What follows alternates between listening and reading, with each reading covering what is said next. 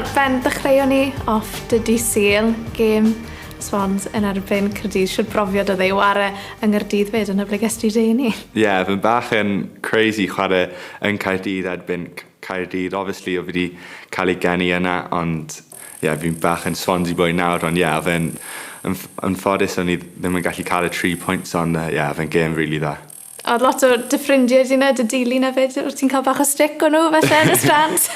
Bach o stick off y boys, o'n nhw gyd yn y stand yn cyfnogi a Caerdydd, ond fi bach o stick, ond mae'n iawn. Ti wedi gweithio dy hun lan trwy'r academi, a nawr ti'n ware i'r tîm cynta. Ydw wedi digwydd yn eitha cloi? Wedi dechrau o Newport a wedyn dod i Abertawe pan mae fi'n ifanc, a wedyn jyst yn gweithio galed pob age group. Mae'n rhoi fi chance i chwarae yn y tîm cyntaf, a fi'n credu fi wedi cymryd hynna.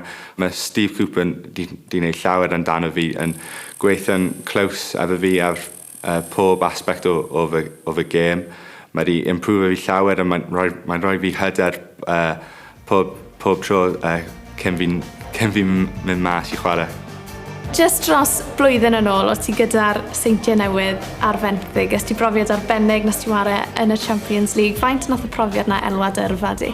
Fydde helpu o llawer mynd i TNS, so fi ddim really yn expect o mynd ar loan mor ifanc i TNS, a fi ddim really di clywed amdano nhw cyn o fi di mynd, ond o fy profiad yna really di helpu fi chwarae yn y Champions League a yn y gyngrair yna.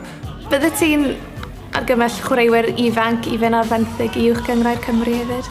Definitely. Mae'n change ti fel person a sut ti'n chwarae. Fi'n credu mae di mature fi llawer mynd yna. Fi'n credu bod e'n benefit o unrhyw player ifanc. Nawr mae dy frawd di, Theo, ti'n amlwg yn cael lot o sylw am dy bêl-drod, ond mae fe di dechrau cael lot o sylw am i rygbi fyd. Mae fe'n ware i dîm ieuenctid y Gleision.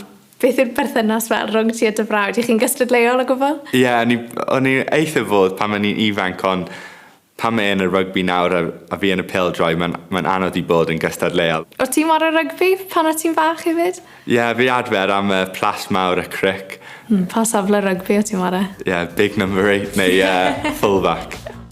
Ti wedi gweld chreuwyr fel Ethan Ampadu, ti wedi ware gyda Ethan. Di hwnna'n ysbrydoli ti fyd? Mae'n ysbrydoli fi. O'n i yn chwarae efo Ethan a Rabi a Dylan Levitt nawr, pan maen nhw yn ifanc iawn yn dan 16 a 15. So i gweld nhw yn chwarae yn y first team, mae'n rhoi fi gobaith.